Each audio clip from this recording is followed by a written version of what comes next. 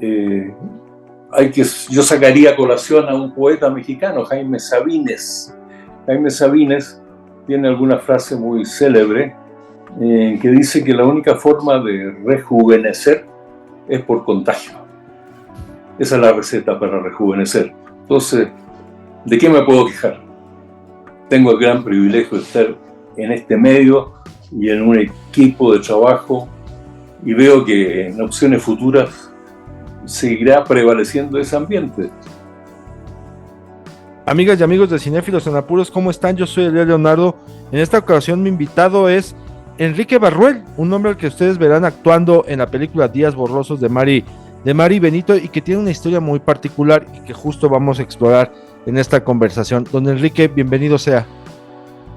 Un gusto estar contigo. A No, el tus gusto órdenes. es mío y quiero comenzar por algo. Durante la función de prensa, usted al final, en esta interacción que tuvo con el público de preguntas y respuestas, preguntas muchas hechas por mujeres jóvenes, lo cual es interesante y agradable de ver que fue en esa función así, que ese público manifestó inquietudes y dudas. Usted decía algo, que entre más ve la película, más lecturas le encuentra y más la quiere, ¿no? Más percepciones está teniendo alrededor de ella. Y yo quiero aterrizarme primero en una, porque yo también al ver la película me remonté a la época de la pandemia, de este confinamiento, donde muchos que nos dedicamos a esto nos preguntábamos, ¿cómo serán las películas de pandemia, no? ¿Qué contarán? ¿Qué serán? Y uno revisa Días Borrosos y es una película doblemente pandémica. Y para explicarlo es, por un lado, pues se hace durante la pandemia, y por el otro lado, ajusta su guión a ese contexto histórico que fue la pandemia. Llega la película en este 2024 y es no solamente una película, sino también un documento de lo que fue la pandemia, de lo que fue ese momento histórico. Usted también ya le cayó, como decimos coloquialmente, ya le cayó el 20 de eso, de que también estamos viendo un documento de lo que fue ese evento histórico de la pandemia y que queda registrado en el cine, y en este caso también lo tiene usted como protagonista. Sí, totalmente de acuerdo. Como se comentó, originalmente el guión, hecho hace muchos años atrás, iniciado hace años, era el aislamiento, la soledad de dos personas en un edificio, y analizaba ese problema de dos soledades compartidas. Y sin embargo, se filmó durante la pandemia, y la guionista, directora, Mari Benito, hizo adaptaciones para que el ambiente fuera pandémico, y claro, hoy en día es en cierta medida un documento histórico. Nos recuerda los avatares que pasamos durante esos 2 años prácticamente que duró el confinamiento. Y Durante ese dentro, tiempo se hizo el rodaje precisamente. y dentro de este documento, ¿no? De este documento está usted, que además cuenta con una historia muy particular que conecta la realidad con la ficción.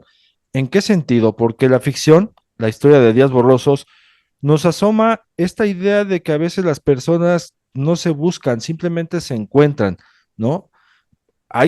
Así es la vida, ¿no? Ahora sí que como dicen que cuando te toca aunque te quites, y es verdad. E incluso a veces el destino, o si usted le quiere llamar vida, Dios, ser superior, también ofrece la posibilidad de una segunda oportunidad, tal como también lo vemos en la película. Es decir, si usted no vio a esa persona en una primera instancia, la va a ver en una segunda porque el destino quiere que coincidan, o Dios, le digo, como usted le quieran decir. Aterrizado esto en el plano de la realidad, bueno, Mari Benito se topa con usted y pues usted no es actor, simplemente ella lo ve y dice, él es mi protagonista, yo quiero que sea él. O sea, hay una conexión entre esa realidad y entre esa ficción. ¿Cómo desde su trinchera, ahora sí que desde la óptica de Enrique, cómo es también este acercamiento para redescubrirse, descubrirse en el cine, redescubrirse, descubrirse como un individuo, porque en este caso pues va a ser algo nuevo que es actuar, y además va a actuar en el contexto histórico de una pandemia? O sea, le toca una serie de circunstancias que a lo mejor a muchos no se les hubiera antojado, pero usted por el contrario asumió el reto. ¿Cómo fue para usted también esta conexión de la realidad con la ficción? Porque también su personaje de alguna u otra manera lo va a tener con el personaje que interpreta Sofía Alexander Katz. Bueno, fundamentalmente yo estaba jubilado. Eh, Mi edad cuando se filmó esto, se rodó en la pandemia, era 84 años, y ciertamente yo tenía inquietudes de mantenerme activo en la medida de lo posible a esa edad. Hice algunas asesorías basadas en mi experiencia laboral, escribí una novelita que autopubliqué y en ese ambiente estaba de tratar de mantenerme activo, insisto. Se vino la pandemia, complica más las cosas, obviamente, nos tenemos que aislar obligatoriamente. A mi edad era un caso, como llamaban, vulnerables, de cuidado, pero vino este encuentro fortuito en la calle con Marí Benito. Estaba en el lugar adecuado, en el momento adecuado. Ella acababa de conseguir el financiamiento para filmar su ópera prima y estaba por decidir, digamos, iniciar o completar el casting, que ya lo tenía bastante avanzado. Y ahí fue donde me crucé delante de ella y a ella le pareció, bueno, intuitivamente que podría ser yo el protagonista. Quizás sería el momento de rendir un tributo y recordar a Fernando Luján, actor de mucho prestigio en México, muy conocido. Él era el plan A, él era el candidato de Marí Benito. Y estuvo en conversaciones, él tuvo el guión en sus manos, y estando en conversaciones y próximos a iniciar el rodaje, él lamentablemente prematuramente falleció. Entonces ahí recurrió Marí a su agenda, a pasar lista de opciones que había tenido consideradas antes, y se volvió a acordar, digamos, de Enrique Barruel, de ese encuentro que tuvimos a la salida de un restaurante, y me contactó. Y obviamente, para mí fue todo un reto difícil, una decisión difícil de tomar. ¿Sería capaz yo de actuar cuando nunca había hecho nada parecido en mi vida? Tuve siempre la gran duda si iba a dar el ancho. Y así fue como ella tomó el riesgo y optamos por muchos ensayos. Y por el medio de estos ensayos de las escenas, con ella y la protagonista, Sofía Alexander, estuvimos más o menos preparados para iniciar el rodaje. Y ese riesgo también lo asume usted en tres vertientes, ¿no? Una de ellas es, caray, pues yo no soy actor, voy a actuar, ¿no? Y por ahí se puede prestar un poco a una especie de excitación para jugar un poco, ¿no? Porque también el cine al ser ficción se presta para eso. En segundo lugar, porque para usted también significa una reinvención a una edad en la cual a lo mejor muchos como sociedad ya vemos mal a las personas de la tercera edad, ¿no? O creemos que ya el tiempo pasó, o que ya no pueden hacer nada, o que no pueden aportar nada. Y bueno, aquí lo estamos viendo, que eso es como una cachetada con guante blanco de que sí se puede reinventar la vida después de cierta edad y de qué manera, ¿no? Y por el otro lado, el tercer punto es pues una responsabilidad en el sentido de que es la ópera prima de Mari Benito y es como, caray, o sea, también me cae el 20 de que tengo que sacar adelante bien esto, porque no es nada más mi vida o mi trabajo, sino también la vida y el trabajo de ella, de mis compañeros en el set, de un montón de gente que trabaja en la película. ¿Cómo fue para usted también discernir estas tres etapas? Yo diría que siempre he sido un poco tomador de riesgos. O sea, he sentido cierta atracción, la adrenalina, y me ha tocado correr algunos riesgos, pero siempre calculados.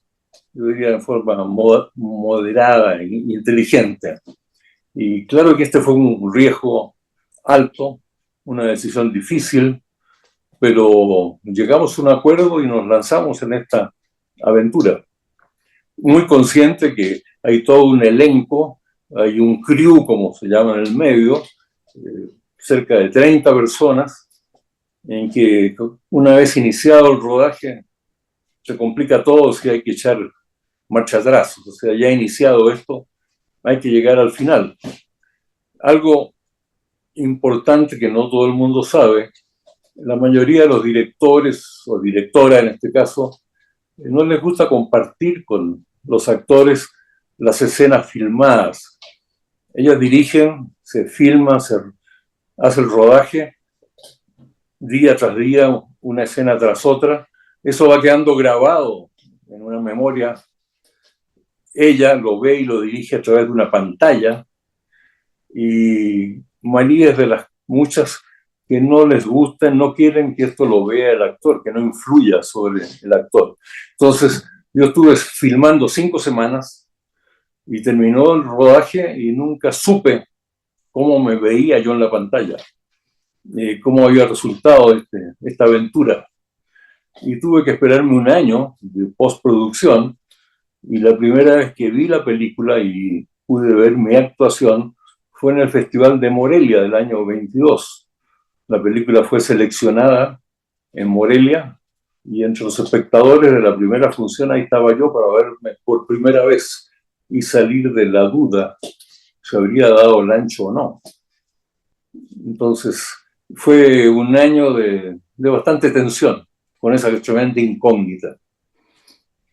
Sí, y de mucha paciencia, pero ya que se vio, pues cómo fue también ese momento, y se lo pregunto porque hay actores y hay actrices que no les gusta verse para nada en pantalla, ¿eh? Le temen a sentarse frente a ese gran monstruo, ¿no? Que es la pantalla grande por mil razones. Incluso por aquí estuvo hace poco Pascual Reyes, líder de la banda San Pascualito Rey, que se hizo un documental, dijo, no, yo temblaba, yo no me quería, pero ni ver, porque no sabía qué persona me iba a encontrar, ¿no? Eso decía él. Pero a usted sí le gusta verse en pantalla, tiene esa actitud como también de confrontarse quizá con usted mismo en aras de explorar a la persona que usted es. ¿Cómo ha sido también esta experiencia de verse una y otra vez y que además en cada vez que se observa nota o encuentra algo diferente? Bueno, la primera vez, obviamente, mi atención, confieso algo normal, estuve preocupado de ver mi actuación, salir de esa tremenda duda.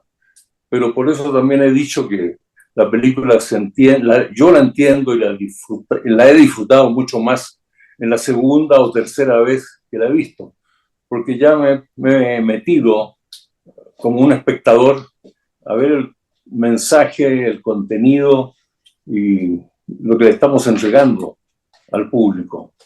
Ya puedo prescindir un poco de fijarme en mi actuación y disfruto la película. Recientemente tuve aquí como invitado al escritor y al músico argentino Federico Bonazo, quien es un exiliado argentino en nuestro país, ¿no? Él ya está en la década de los 60, ya está en esta etapa y él en introspectiva empieza a repasar muchas cosas de sus vínculos con el cine. Y él agradece mucho al cine porque fue un refugio en su vida, ¿no? Dice, para mí el cine es un refugio, las películas me ayudaron a tener otra identidad, a ver la vida de otra forma, a escapar de algunos pensamientos, etcétera. Usted es chileno y usted representa a un exiliado también en la película, ¿no? Se habla del exilio. Y en ese sentido, usted, a diferencia de Fede Bonazo, lo hace al interior de la película, lo hace en una ficción, explora esa parte desde el lado cinematográfico ficticio, pero también hay un plano, digamos, real. ¿Cómo fue también para usted y cómo ha sido para el paso del tiempo aterrizar lo que es el exilio y poderlo compartir, a lo mejor ya con una calma, con una paciencia y con una inteligencia de lo que y eso implica, de lo que representa? Bueno, eso fue un punto muy importante, y déjame hacer una aclaración. Sí, sí, adelante, adelante. Yo emigré de Chile el año 72, pero emigré voluntariamente, no fui un exiliado, decidí cambiar de horizontes debido al cambio de gobierno que hubo el año 70. El año 70 en Chile empezó a gobernar la Unidad Popular con Salvador Allende, y en ese momento yo decidí que me convenía más bien buscar nuevos horizontes en otra parte del mundo. Y salí libremente, por voluntad propia, me pagué mi boleto de avión y el de mi familia y conseguí un trabajo en México. Es distinto el ánimo, lo he vivido, de la gente que sale obligada, presionada, como es el caso de Felipe en la película. Ujú. Felipe es alguien de ideas de izquierda, es un músico y no con, bueno, su pensamiento político es el contrario al que yo en la vida real tenía. Entonces tuve que actuar pasándome al otro bando y jugar este rol de asilado. Y realmente muy distinto estar fuera del país, de su gente, de su familia, de su historia, cuando uno sale obligado, presionado, o cuando uno lo toma como una opción de vida. Hay diferencia. ¿Y cómo es este choque de convicciones que puede tener una persona, ¿no? Entre tener una idea política y después tener que interpretar otra. No, para mí fue lo más difícil en este caso. Dentro de las decisiones que se fueron tomando y las novedades que fueron surgiendo en los ensayos y después en el rodaje, surgió este punto precisamente. La idea de Marie Benito era rendir un homenaje a su abuelo, un asilado español de la Revolución Española. Yo estaba consciente de eso. Y en el momento que firmamos el contrato, precisamente el guión que había era una versión inicial más antigua, en que estaba el texto concebido para un asilado español. Cayó en cuenta Marie de que habían pasado ya muchos años y en este momento un asilado español que haya vivido esa época en los años 30, 36, 38, es una persona de más de 100 años. Entonces tuvo que adecuarlo a un asilado chileno. Pero al pasarme ella el texto que yo tenía que actuar, que representar, era muy cargado el ataque en contra del gobierno militar. Y para mí fue muy difícil aceptar esa situación. La discutimos. Para mí era una renuncia a mis principios, a mis convicciones, al mundo en que yo me movía en Chile. Chile hasta el día de hoy es 50 y 50%. El país está dividido exactamente en la mitad con pequeñas fluctuaciones. Bueno, se me complicó la vida y se lo planteé a Marie. Y le ofrecí hacer un guión, un texto, digamos, un poco más light, atenuando cierta crudeza para sancionar el régimen militar. Preparé este texto y se lo presenté a ella, pero para ella también no fue aceptable algo tan light, tan suave. Y realmente ambos cedimos. Yo acepté subir un poco el tono de mi texto y ella aceptó que yo lo rebajara un tanto. Entonces no fue ni su idea original ni tampoco fue mi propuesta. Acordamos muy bien hacer algo más o menos a la mitad, satisfactorio para ambos. En esa forma resolvimos ese impasse ideológico, político. Y justo en estas también observaciones sociales, hubo una que usted hizo, y con esto quiero cerrar mi intervención. Durante la función de prensa, pidió un reconocimiento a todas las mujeres que participan en el crew. Hizo usted esto, ¿no? Dijo, aquí participaron un montón de mujeres, y no solamente de un país, sino de distintas nacionalidades.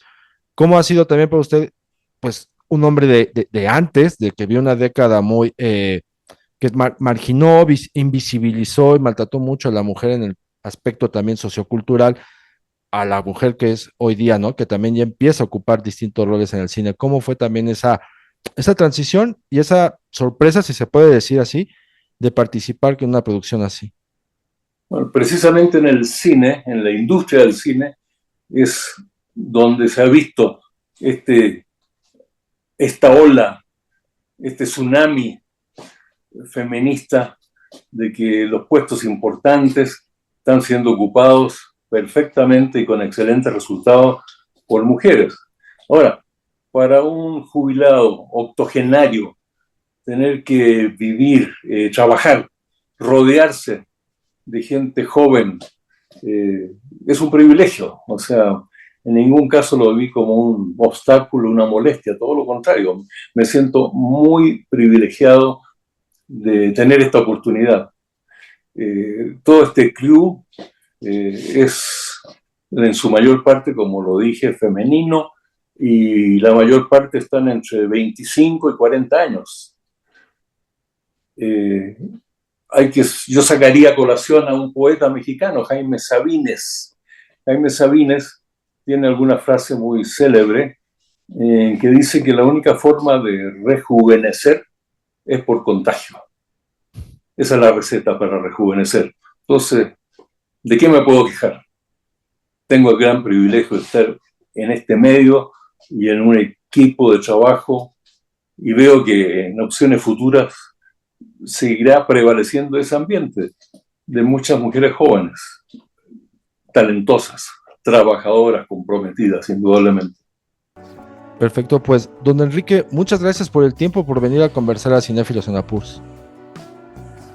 Gracias a ustedes por la oportunidad, y ojalá vayan a ver la película que entra en cartelera este viernes 20.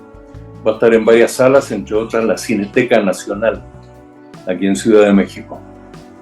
Así será. Amigos y amigas, anoten en la agenda, vayan a ver Días Borrosos para que también le entren a lo que interpreta don Enrique como el personaje de Felipe en esta historia.